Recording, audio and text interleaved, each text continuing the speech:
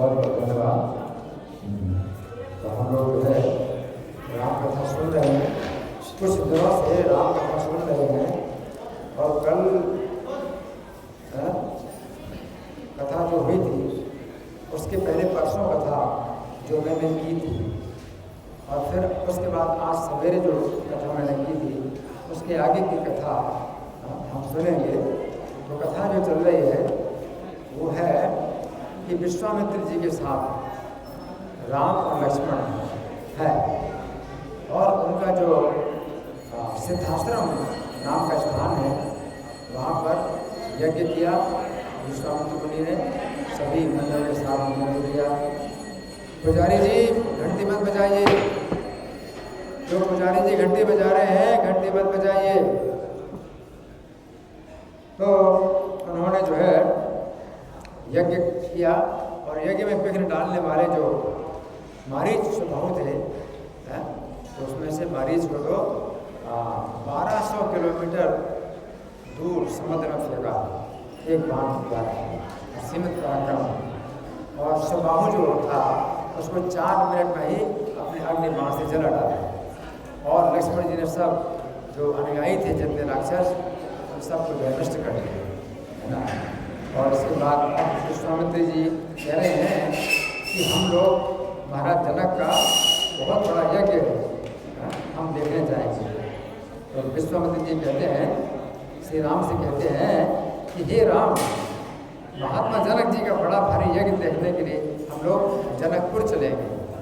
विश्वामित्र जी कहते हैं तो सीधे नहीं बताए, विश्वामित्र जी सीधे सीधे नहीं बता रहे कि वहाँ सीता का राम के साथ विवाह होगा। विश्वामित्र जी कह रहे हैं कि हम जाएंगे, जनक जी का बहुत बड़ा जो यज्ञ हो रहा है उसको देखने के लिए जनकपुर चलेंगे। महादेव जी का धरोहर के रूप में रखा हुआ एक बड़ा भारी धनुष है, उसको तुम देखोगे, और महाराज जनक तुम्हारा बड़ा आदर सत्कार करेंगे। विश्वामित्र जी, आवाज आ रही सबको? साफ साफ नहीं, आवाज गूंज रही है, अपनी साफ नहीं आ रही। तो दूसरा माइक है, हरी बोल गार्ड, देखो दूसरा माइक हो जिसमें आवाज अच्छी आती है, दूसरा गार्ड, दूसरा माइक, आवाज इसमें उधर आ रही साफ आवाज, आवाज साफ नहीं आ रही, आवाज साफ नहीं आ रही है, दूसरा माइक। तो मैं बता रहा हूँ कि महाराज जनक का यज्ञ देखने के लिए विश्वामित्र जी राम लक्ष्मण के साथ जाना चाहते हैं, है ना। तो उस समय जो है राम लक्ष्मण के साथ गंगा जी के निकट गौतम मुनि के पवित्र आश्रम पर आए। गौतम मुनि के पवित्र आश्रम है, रास्ता है ना। सिद्धाश्रम से आप जाने जनकपुर तो रास्ते में गौतम मुनि का पवित्र आश्रम मिला, जो कि दिव्य फूलों वाले वृक्षों से घिरा हुआ है। अहल्या तप कर रहे हैं, जनक की गौतम मुनि की पत्नी अहल्या जहाँ पर तप कर रही है। तो जहाँ तक कथा हमने आज सवेरे सुनी थी, इसके आगे की कथा है कि श्री राम से उस आश्रम को श्री राम ने जब देखा तो वो आश्रम तो बड़ा पवित्र है, आश्रम तो बड़ा पवित्र है, लेकिन एक विशेष बात क्या है? विशेष बात यह है कि मृग पक्षी और नाना प्रकार के जीवों से रहे। देखो ये कैसे हो सकता है?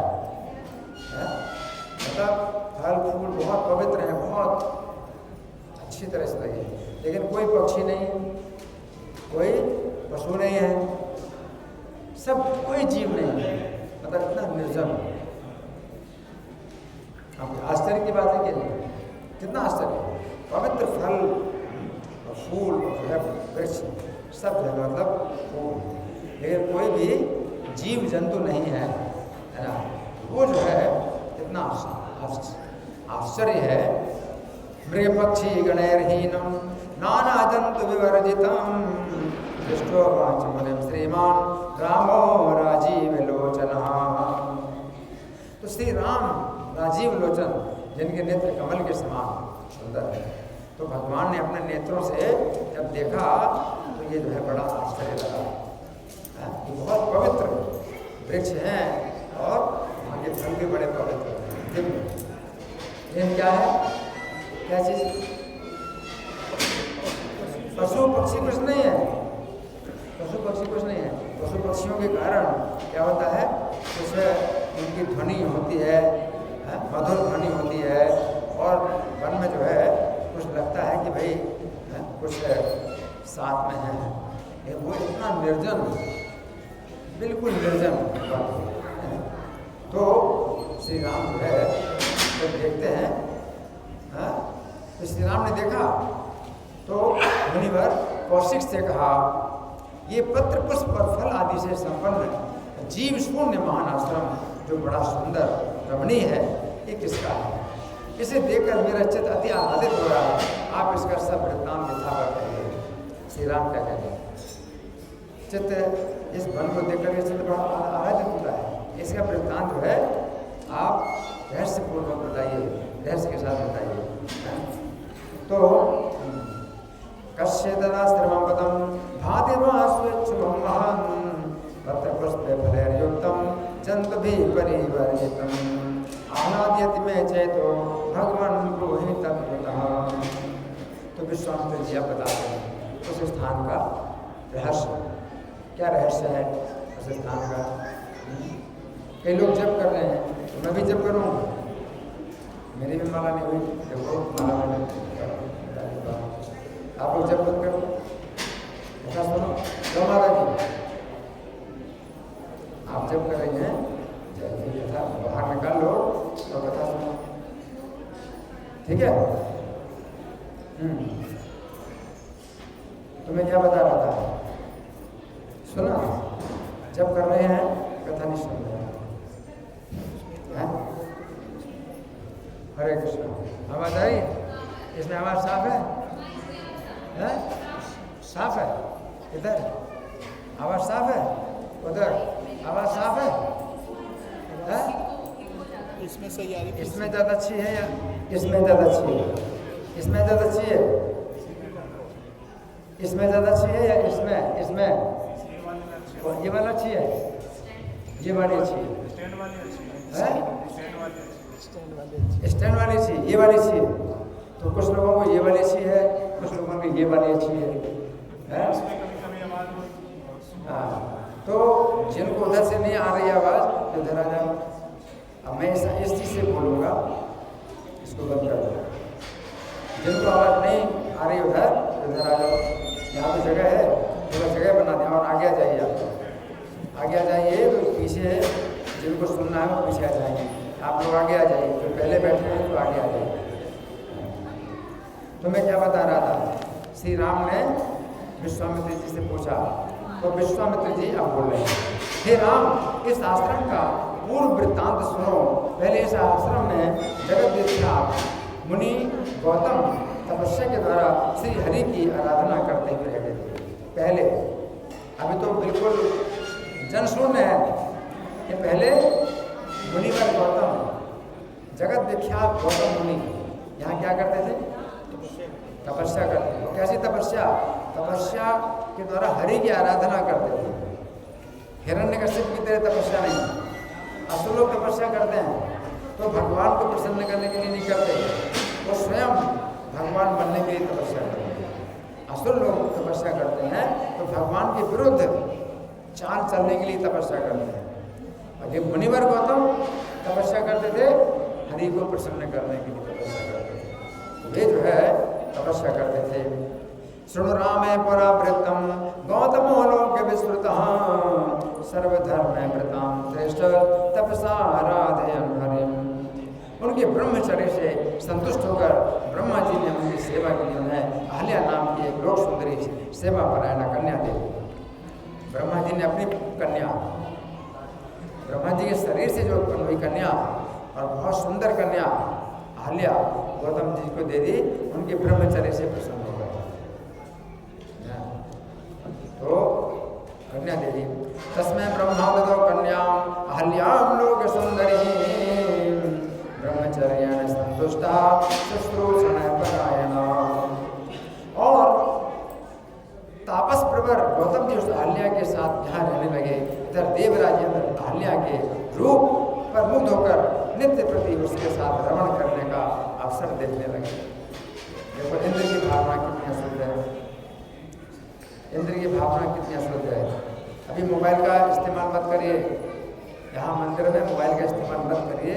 आप लोग कथा नहीं सुनना चाहते तो बाहर जाओ, है ना। मोबाइल इस्तेमाल नहीं करना, आपस में बातें नहीं करना। ये कथा बाद में नहीं मिलेगी, मोबाइल तो बाद में हो जाएगा, सब कुछ बाद में हो जाएगा, कथा नहीं मिलेगी। मैं क्या बता रहा हूँ, कुछ सुन रहे हैं? सुनना ही नहीं, बिल्कुल सुनना ही नहीं है।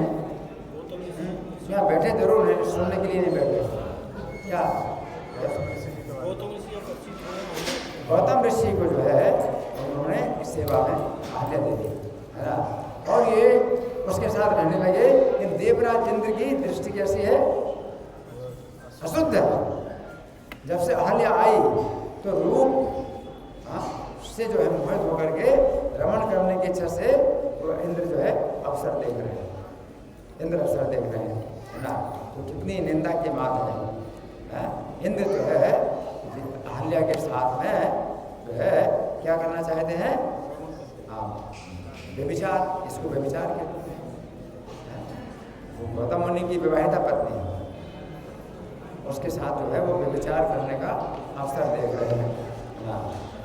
तयासार्थम यहावासीन गौतमस्तपसां बरहा सकृष्टतां दर्शयितुं अंतरं प्रेक्षुरन्वहम्। एक दिन मुनिवर गौतम के बाहर चले जाने पर वो गौतम के रूप से अहल्या के साथ रमण कर जल्दी से वहाँ से चलता बना।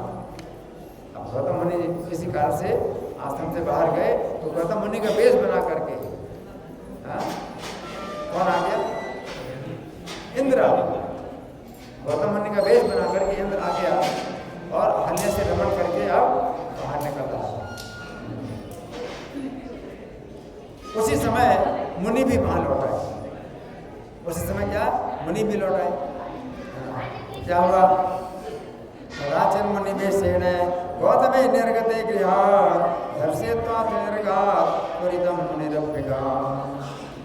उसने अपना रूप धारण कर वहां से जाते थे। गौतम मुनि ने अत्यंत पवित्र होकर पूछा। अब गौतम मुनि क्या देख रहे हैं कि मेरा रूप धारण करके कौन यहाँ से निकल रहा है। तो कुपित होकर के पूछा, मेरा रूप धारण करके ये कौन व्यक्ति है जो कुटिया से बाहर निकल रहा है। तो पूछा, कुपित होकर के पूछा, रे दुष्ट अधम, मेरे रूप को धारण करने वाला तू कौन है? किसने कहा? गौतम मुनि ने कहा कि दुष्ट अधम, मेरा रूप धारण करने वाला तो कौन है? दृष्ट्वायान्तं स्वरूपेण मुनि परमः कोपनः प्रपृच्छ कष्टं दुष्टां मम रूपधरो धमः। सच सच बता, नहीं तो मैं तुझे अभी भस्म कर दूंगा। गौतम मुनि ने क्या कहा? तू सच बता, नहीं तो अभी तुझे भस्म कर दूंगा, अभी भस्म कर दूंगा, इसमें संदेह नहीं करना। तब वो बोला कि हे मुनिवर, मैं काम के वशीभूत देवराज इंद्र हूँ। सच से बता दी। अगर सच नहीं बताएगा तो क्या भस्म कर देंगे? तो बता दिया, अपनी निंदा करते हुए बताया कि मैं कौन हूँ? काम के वशीभूत इंद्र हूँ, मेरी रक्षा कीजिए, आप मेरी रक्षा कीजिए। अब मैंने सच बता दिया तो आप मेरी रक्षा कीजिए। इंद्र को जो है, इंद्र ने गौतम मुनि से कहा, सत्यम ब्रूहि न चेत् भस्म करिष्यामि न संशयः स्वब्रवीन् देवराजोऽहं पाहिमां कामकिंकरम्। मुझ पापी ने बड़ा घृणित कार्य किया है। तब गौतम ने क्रोध से आंख लाल कर देवराज को शाप दिया। इंद्र ने कहा, क्या किया? मुझ पापी ने बड़ा घृणित कर्म किया। सच बताया। सच क्यों बताया इंद्र ने? क्यों बताया? है? हाँ, क्या भय था? साप भस्म कर दें, साप से भस्म कर दें। तो गौतम मुनि जो है, गौतम मुनि ने क्रोध से आंखें लाल करके देवराज को साप दिया। अब भस्म नहीं करेंगे, फिर भी साप तो देंगे। ऐसा थोड़ी है कि कोई भी अपराध है पूरी तरह से क्षमा किया जाए। कोई अपराध अक्षम अपराध है, उसने अपना सब कुछ बता दिया तो भस्म तो नहीं किया, इससे भी दंड किया। तो ऐसा नहीं होता है कि भाई अगर अपना अपराध स्वीकार कर लो तो क्षमा हो जाए, जरूरी नहीं कि क्षमा हो जाए, कुछ दंड तो मिलने, अगर पूरा दंड नहीं मिलता तो कुछ दंड तो मिलने नहीं। तो उसको दंड दिया, श्राप दिया, उसको श्राप दिया। कृतम जुगुप्सितम कर्म मया कुत्सित चेतसा गौतमा क्रोधताम प्राक्षा ससापे दिविजानाधिकम।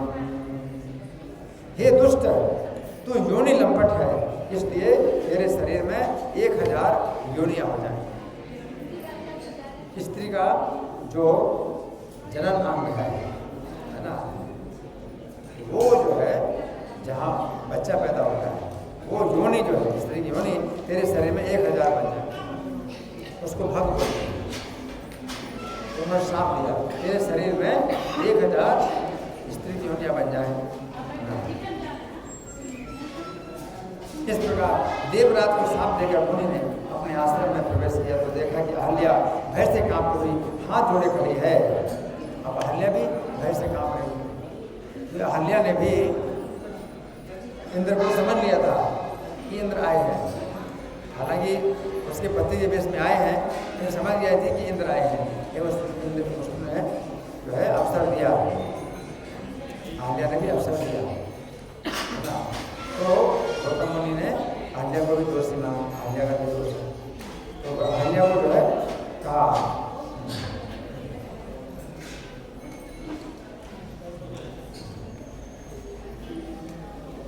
दृष्टाहल्यां वेपमाना प्राञ्जलिं गौतमो ब्रवीत् दुष्टेत्वं तिष्ठ दुर्वृत्ते शिलायां आश्रमे मम। हे दुष्टा, तू मेरे आश्रम में तो शिला में निवास कर, शिला में निवास कर। तू मेरे आश्रम में शिला में निवास कर। यहाँ पर तू निराहार रहकर धूप, वायु, वर्षा को सहन करते हुए दिन रात तपस्या कर एकाग्र चित्त से हृदय में विराजमान श्री राम का ध्यान करते रहे। गौतम मुनि को आदेश दिया, साप जो भी साप है वो बदनाम भी कि तू जो है ना खाना है ना पीना है, और तुझको जो है यहाँ एकांत में रहना है, भूख प्यास सहन कर और धूप वायु वर्षा को सहन करते हुए दिन रात तपस्या कर और श्री राम का ध्यान करते रहे। श्री राम का ध्यान करने से भूख प्यास भी सहन हो जाएगी, धूप वायु वर्षा भी सहन हो जाएगी ना। तो श्री राम का ध्यान कर, अब से मेरा आश्रम जीव जंतुओं से रहित हो जाएगा। निराहारा दिवारात्रम तपा परममास्थिता आत्मा निल वर्षादि सहिष्णु परमेश्वरम ध्यायन्ति राममेकाग्र मनसा हृदि संधितं नाना तन्तुभिर्मयम् आश्रमो मे भविष्यति। अहल्या को श्राप दिया, क्या वे इस आश्रम में किसी प्रकार के जंतु नहीं रहे। ये क्यों श्राप दिया? अहल्या ने एकांत में अपने पति से छिप करके इंद्र के साथ जो सहवास किया था, तो उसका श्राप क्या मिला? अपने एकांत में ही रहे, या कोई भी जीव जंतु पशु पक्षी कोई नहीं रहे, बिल्कुल एकांत। ये जो है श्राप दिया। इसी प्रकार कई हजार वर्ष बीत जाने पर यहाँ श्री राम अपने भाई लक्ष्मण के साथ आए। कई हजार साल पहले की बात, कई हजार सालों से यहाँ कोई जीव जंतु नहीं है। तो गौतम ने कहा कई हजार साल जब बीत जाएंगे तब श्री राम आएंगे यहाँ पर लक्ष्मण के साथ। एवं वर्ष सहस्रेषु अनेकेषु गतेषु च रामो दाशरथे श्रीमान् आगमिष्यति सानुजः। जिस समय वे तेरी इस शिला पर अपने दोनों चरण रखेंगे उस समय तो पाप मुक्त हो जाएगी। गौतम ने ये भी कहा, क्योंकि अहल्या जो है पूरी तरह से उनकी आश्रित हो गई थी, तो उन्होंने श्राप भी दिया और आदेश भी दिया और ये भी बताया उपाय क्या है। उपाय भी बताया। कई हजार साल के बाद श्री राम जो है इस शिला जिसमें तो मतलब रहती है इस शिला में अपने दोनों चरण रखेंगे श्री राम, तो तुम क्या हो जाएगी? पाप मुक्त हो जाएगी, तो पाप मुक्त हो जाएगी।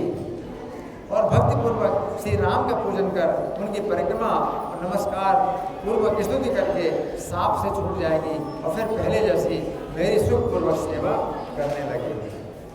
गौतम जी कहते हैं तब फिर जो है तू मेरे पास आएगी और मेरी सेवा में फिर से लग जाएगी, है ना। तो कई हजार सालों की शांतियाँ गौतम ने यदाश्रय शिलाम पादाभ्याम आक्रमिष्यति तदैव दूत पापात्वं रामं संपूज्य भक्तितः परिक्रम्य नमस्कृत्य स्थित्वा सापाद मोक्षसे पूर्वन्मम शुश्रूषां करिष्यसि यथा शुभम्। ऐसा कहकर वहाँ से गौतम हिमालय पर चले गए और उसी दिन से अहल्या केवल हवा का भोजन करती है। तब से अहल्या न तो भोजन करती है, ना पानी पीती है, केवल हवा पीती है। केवल हवा पीती हुई ये कठोर तपस्या में स्थित है। आपके चरणों की धूल के स्पर्श की कामना से आज तक ये सबसे अदृश्य है, ये किसी को नहीं दिखाई पड़ा। गौतम ने कहा इस शिला में आश्रित रहेगी तू और तो किसी को नहीं दिखाई पड़ेगी। अब तुझको जो है भोजन और पानी बिल्कुल नहीं लेना है, केवल हवा पीना है। इस प्रकार से जो है विश्वामित्र जी बता रहे हैं कि हे राम उसी दिन से ये कठोर तपस्या में जो है स्थित है और आपके चरण स्पर्श की कामना से ये जो है अपने इस आश्रम में रहती है। धीमंतम धीमवंतम न गौतमम तदाते हल्या भूतानाम अदृश्य आश्रम में सुखे। हे राम, अब तुम ब्रह्मा जी की पुत्री गौतम पत्नी अहल्या का उद्धार करो। अहल्या जो है गौतम की पत्नी है और किसकी पुत्री है? ब्रह्मा जी की पुत्री है, इसका उद्धार करें। किसने कहा? विश्वामित्र जी ने कहा। किससे कहा? श्री राम से कहा अहल्या का उद्धार कीजिए। पावयस्व मुनेर भार्याम अहल्याम ब्रह्मणा सुताम इत्युक्त्वा राघवं हस्ते गृहीत्वा मुनिपुंगवः। तो इस प्रकार विश्वामित्र ने कहकर श्री राम का हाथ पकड़ कर उन्हें अहल्या को दिखलाया। तब श्री राम ने अपने चरण से उस शिला को स्पर्श कर तपस्वी ने अहल्या को देखा। तो श्री राम जो है शिला, पहले शिला ही दिखाई पड़ रही थी।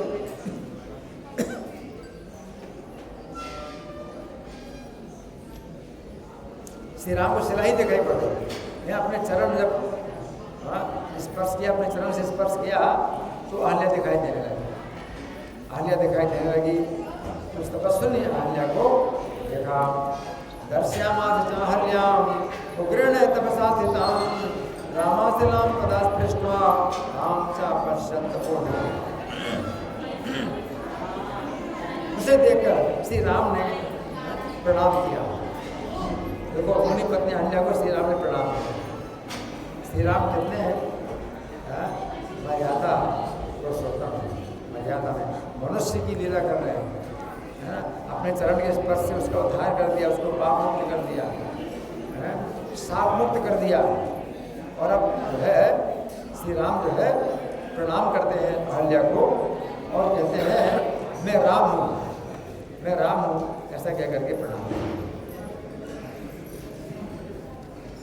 श्री राम जो है अपने को अपना गुण नहीं मानते कि आप मेरा गुण है। उन्होंने क्या माना? गौतम मुनि का गुण माना। गौतम मुनि के जो है वचन से ये तुम्हारा जो है उद्धार हुआ। अपने को जो है वो है अपना गुण नहीं मानते। गौतम मुनि ने ऐसा कहा था, इसलिए तुम्हारा उद्धार हुआ। इस प्रकार से श्री राम जो है अहल्या को प्रणाम करते हैं और कहते हैं मैं राम हूँ। तब अहल्या ने श्री राम को देखा, रेशमी पीतांबर धारण किए। कैसा वस्त्र है?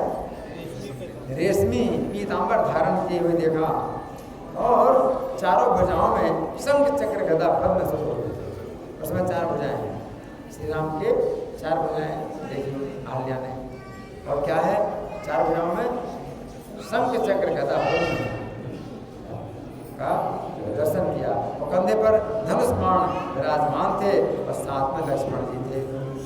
नाम राग मोहल्याम रामोहमिति च ब्रवीम ततो दृष्ट्वा रघुश्रेष्ठम पीतकौशेय वाससं चतुर्भुजं शंख चक्र गदापं गदधारिणं धनुर्बाणधरं रामं लक्ष्मणेन समन्वितम्।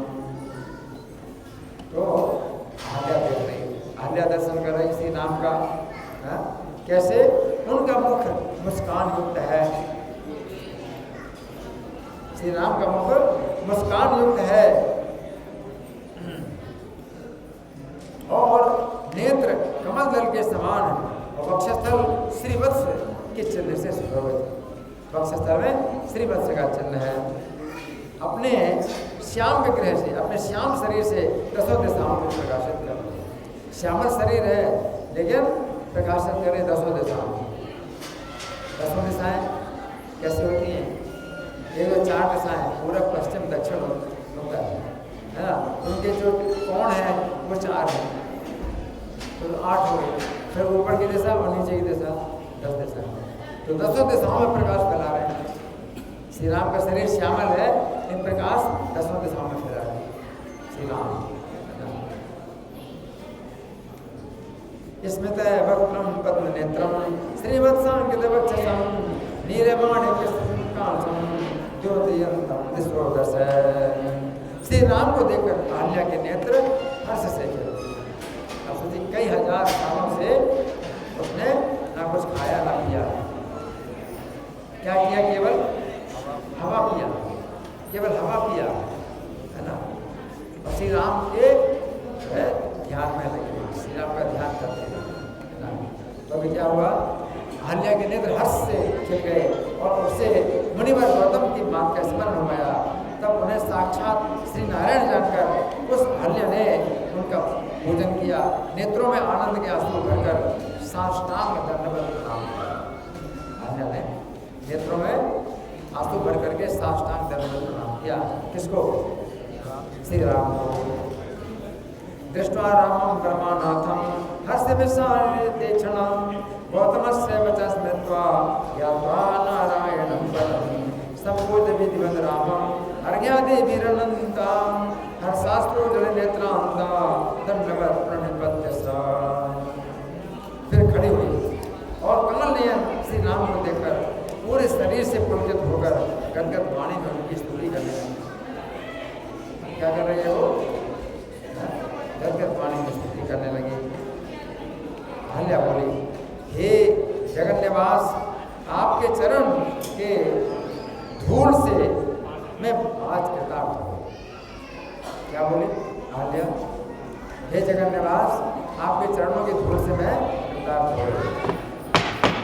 आपस में बात नहीं, या तो बाहर जाइए, इधर मुँह करिए, कोई बात नहीं, इधर मुँह करिए, इधर मुँह करिए, इधर मुँह करिए। अगर सुनेंगे तो लाभ होगा, ठीक है ना।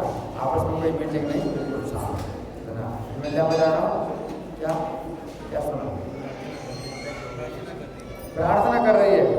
क्या प्रार्थना की? हे जगन्निवास, आपके चरणों की धूल से मैं पवित्र हो गई।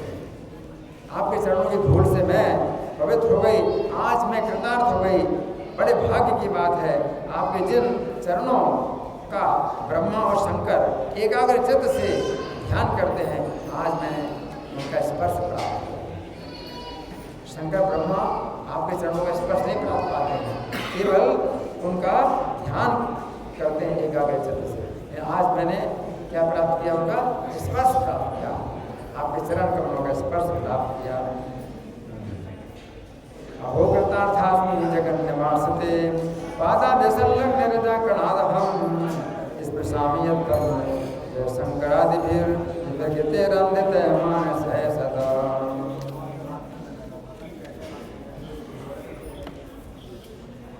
हे राम, आपकी लीलाएं बड़ी विचित्र हैं।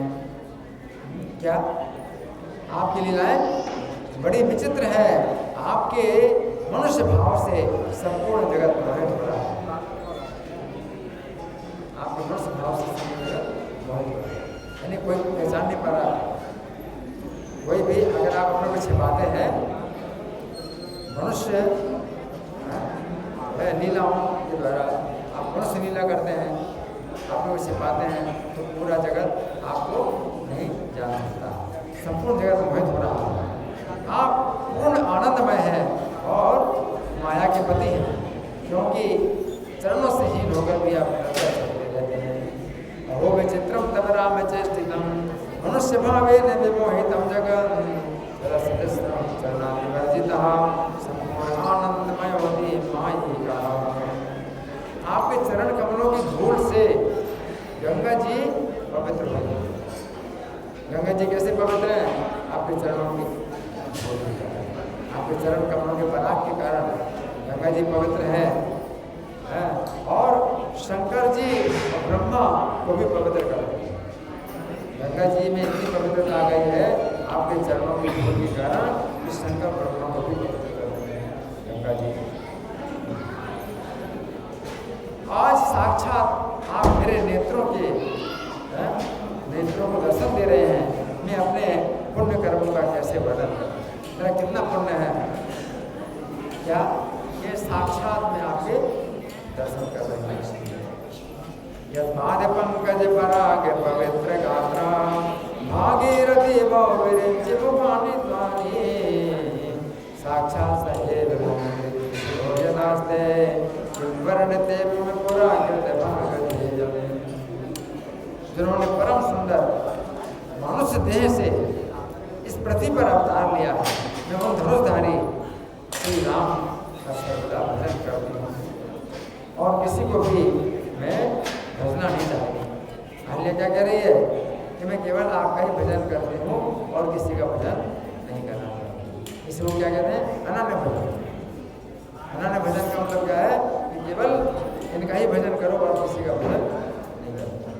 अहल्या कहती है मैं और किसी का भजन नहीं करना चाहती। भक्त्यावतारे मनुजाकृते हरिं रामा विधेयं रमणीय देहिनं धनुर्धरं कर्मनिशानलोचनं भजामि नित्यं न परां भजिष्ये। जिनके चरण कमलों की धूल को वेद भी ढूंढते रहते हैं। क्या? जिनके चरण कमल की धूल को वेद भी ढूंढते रहते हैं। जिनकी नाभि से उत्पन्न हुए कमल से ब्रह्मा जी प्रकट हुए और जिनके नाम नामामृत के शंकर रस। शंकर जी आपके नाम के रस, आपके नामों का रस आस्वादन करते हैं। कौन? शंकर जी। शंकर जी आपके नामों का रस आस्वादन करते हैं और श्री राम को मैं अपने हृदय में रात दिन ध्यान करते हैं। यद पाद पंकज रजस्ते मृग्यम यन्नाभि पंकज भवा कमलासनश्च यन्नाभ सारसो भगवान पुराणिं तम रामचंद्र मणिसं हृदि भावयामि। जिनके अवतार चरित्रों का नारद जो है वो ब्रह्मा और महादेव जो है क्या करते हैं? निरंतर गान करते हैं। जिनके अवतार और चरित्रों का नारद है और ब्रह्मा है, महादेव सभी जो है निरंतर गान करते हैं। और सरस्वती भी जो है निरंतर गान करती है ब्रह्मलोक में। और प्रभु का कि मैं शरण लेती हूँ। यस्यावतार चरितानि विरिञ्चि लोके गायन्ति नारद मुखा भवपद्मजाद्याम् आनन्दजास्तु जागर्षिमा वागीश्वरे च तमः शरणं प्रपद्ये। उन पुराण पुरुष श्री राम ने संसार पर परम अनुग्रह करने के लिए ये रूप धारण किया है। इतना सुंदर रूप जो आप प्रकट कर रहे हैं कि पूरे संसार के ऊपर परम अनुग्रह करने के लिए ये आपने ऐसा सुंदर रूप धारण किया है। सोयम परात्मा पुरुषा पुराण एका स्वयं ज्योतिरनंदाद्यः मायातनं लोके विमोहनीया धत्ते परानुग्रहे जो अकेले ही संसार की उत्पत्ति करते हैं और पालन करते हैं और संहार करते हैं और अपनी माया के गुणों के द्वारा ब्रह्मा विष्णु और महादेव नामक रूप धारण करते हैं। वे आप स्वतंत्र और परिपूर्णतम भगवान। अयम ही विश्वोद्भव संयमानम एका समाया गुणबिंबितो यहाँ विरंज विष्णु नाम भेदम धत्ते स्वतंत्रा परिपूर्ण आत्मा। हे राम, आपके जिन चरण कमलों को लक्ष्मी जी अपने वक्षस्थल पर धारण करते हैं, आपके जिन चरण कमलों को लक्ष्मी जी अपने वक्षस्थल पर धारण करती है, जिन्होंने पूर्व काल में एक ही पग में संपूर्ण तीनों लोगों को नाम दिया, जिन्होंने पूर्व काल में एक पग से ही संपूर्ण तीन लोगों को नाम दिया। आपको सुन रहे हैं? आपको सुनने इधर देखिए, तो यहाँ बैठे सामने अपसेंट 1% भी प्रेजेंट नहीं है, 1% पूछे तो कुछ नहीं पता है क्या सुन रहे हैं। काम बिल्कुल बंद है। क्या मैंने क्या बताया?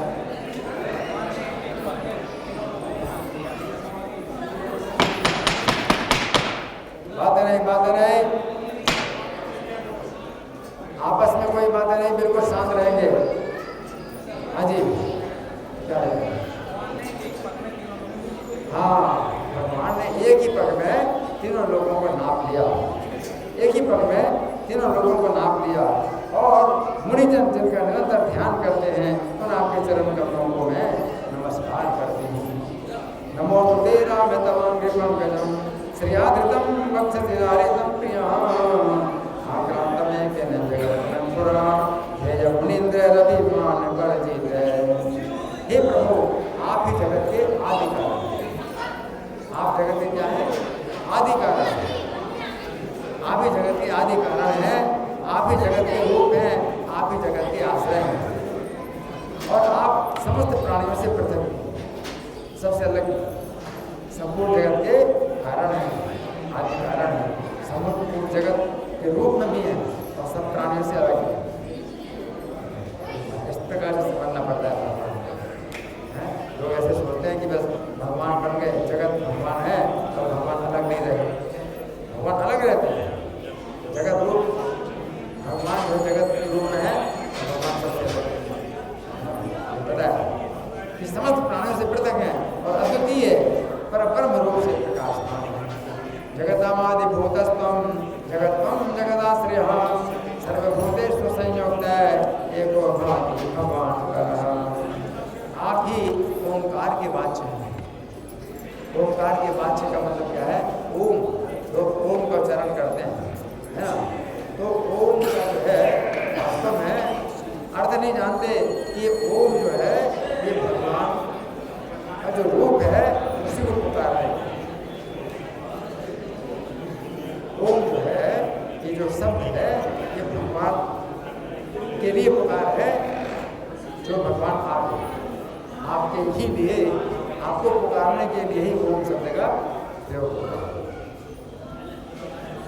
लोग सोचते हैं भाई ओम सबसे ऊपर है, सब ओम सबसे ऊपर है। यहाँ पर पहले क्या कह रहे हैं? ओम जो है आपको पुकारने के लिए एक आवाज़ है। जैसे आपको आवाज़ देंगे तो आप सुनेंगे कि मुझे पुकार। ओम जो है एक आवाज़ है, वो आपको पुकारने के लिए, है ना? ओम आपके पास है और आप वाणी के गोचर है, परम पुरुष है। ओंकार वाच्य सुखम राम वाचाम अवश्य पुमान वाचक भेदेन वाणी है जगन्मय। हे राम, आप अकेले ही माया के आश्रय हैं। आप अकेले माया के आश्रय हैं और साधना के द्वारा आपको जाना जाता है। आपकी माया से जिनकी बुद्धि मोहित हो रही है, आपकी माया से जिनकी बुद्धि मोहित हो रही है, वे लोग आपका वास्तविक रूप नहीं जान सकते। आप मायापति परमेश्वर को वे साधारण मनुष्य समझते हैं। तन माया मोह लिया काम न जानन्ति तत्तः मानसं ताभिमन्यन्ते मायिनं परमेश्वरं।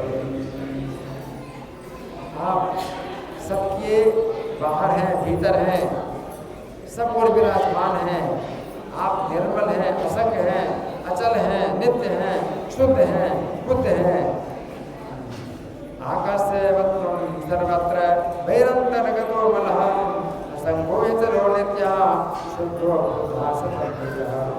हे विभो, मैं मूढ़ स्त्री, अहल्या क्या कह रही है? हे विभो, मैं मूढ़ स्त्री हूँ, मैं मूढ़ स्त्री हूँ, आपके तत्व को नहीं जानती। क्या कह रही है? मैं मूढ़ स्त्री है, मैं मूढ़ स्त्री हूँ, आपके तत्व को नहीं जानती। अतः हे राम, मैं अनन्य भाव से आपको सैकड़ों बार केवल नमस्कार ही करूँ, अनन्य भाव से सैकड़ों बार नमस्कार ही करूँ। आपके तत्व को नहीं जानती, क्या करती हूँ? सैकड़ों बार नमस्कार, अनन्य भाव से, और किसी को नहीं, केवल आपको नमस्कार करती हूँ, सैकड़ों बार नमस्कार करती हूँ। दोषर मूढ़ा हम अज्ञाते तत्त्वं जाने कथम विभो तस्मात् वे सत्सोरा में नमस्कुरे रामनंदति। हे पुरुषोत्तम, आपको नमस्कार। कौन कह रहे? अहल्या कह रही है, हे पुरुषोत्तम, आपको नमस्कार है। हे भक्तवत्सल, आपको नमस्कार है। हे ऋषिकेश, आपको नमस्कार है। हे नारायण, आपको बारंबार नमस्कार। कितना सुंदर है ये है।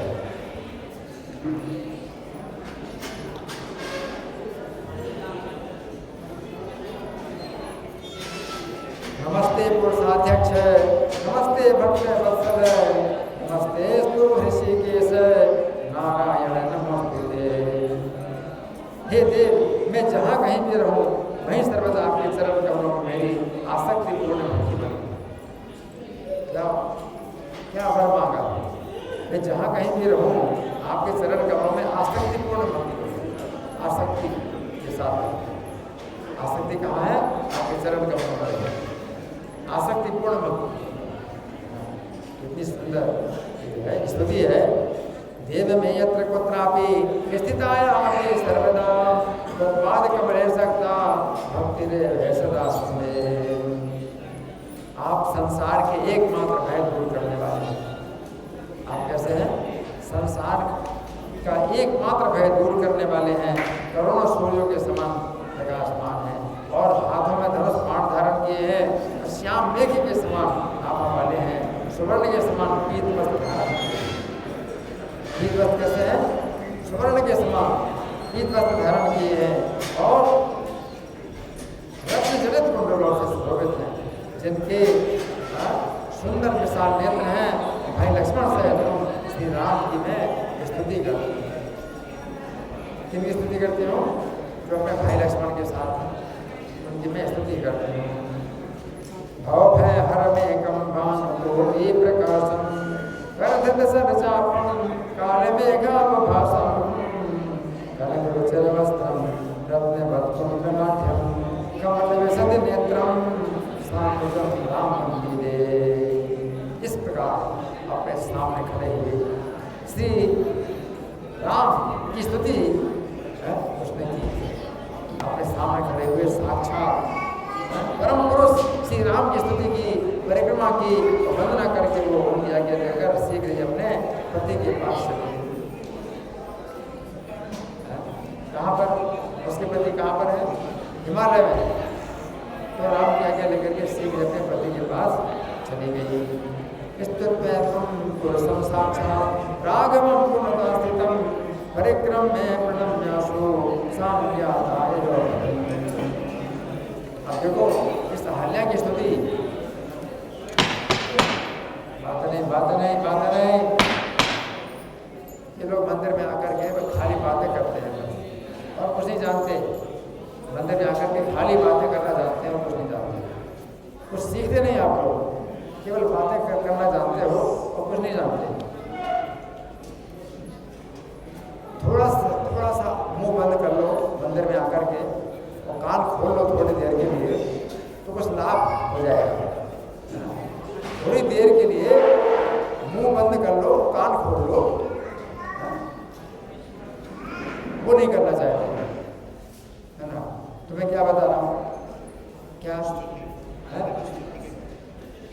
स्तुति करके अपने पति के पास चली गई। जो पुरुष अहल्या के द्वारा किए हुए इस स्तोत्र को भक्तिपूर्वक पढ़ता है,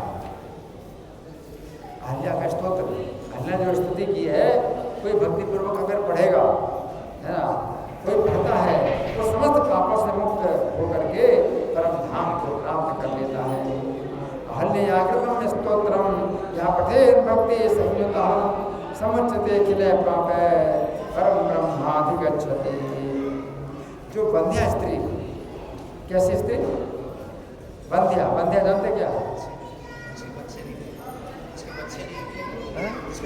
जिसके बच्चे नहीं होते, कोई स्त्री जिसके बच्चे नहीं होते, ऐसी बंध्या स्त्री भी श्री राम को हृदय में धारण करके पुत्र की कामना से भक्ति पूर्वक पाठ करे तो एक वर्ष में उसे श्रेष्ठ पुत्र प्राप्त हो सकता है। श्री राम की कृपा से उसकी समस्त कामनाएं पूर्ण हो जाती हैं। पुत्राद्यर्थे पठेत भक्त्या राममृति निधाय च संवत्सरेण लभते बंध्यापि सुपुत्रकम्। ब्राह्मण का वध करने वाला, देखिए, अगर कोई व्यक्ति जो है भक्तिपूर्वक नित्य स्मरण करे, श्री राम का नित्य स्मरण करे, इस स्तोत्र का पाठ करे, भक्तिपूर्वक अगर नित्य ध्यान करते हुए स्तोत्र का पाठ करे, तो वो चाहे ब्राह्मण का वध करने वाला हो, या गुरु पत्नी से भोग करने वाला हो, चोर हो या शराबी हो, माता पिता और भाई की हत्या करने वाला हो, निरंतर भोग में आसक्त रहने वाला हो, यदि अपने हृदय में विराजमान श्री राम का भक्तिपूर्वक स्मरण करता हुआ, उनका ध्यान करते हुए इस स्तोत्र का पाठ करता है, तो वो मुक्त हो जाता है। फिर सुधर्म परायण बात क्या है? ब्रह्मज्ञो गुरुदल प्रभो विपुरुषः स्तेयेश्वरा मातृभ्रातृभिः सततं भोगैक्य पन्थापुरः नित्यं स्तोत्रमिदं जपन् रघुपतिं भक्त्या हृदिस्थं विस्मरन् ध्यायन् वैदिकीं पुनरसौ स्वाचारयुक्तो नरः। अहल्या का उद्धार, ये कितनी सुंदर कथा, अहल्या के उद्धार की बहुत सुंदर कथा है। तो हमारे पास कुछ समय है, तो आप लोगों के साथ में कुछ चर्चा, कोई मंथन, कोई प्रश्न, या मैं प्रश्न करूँ?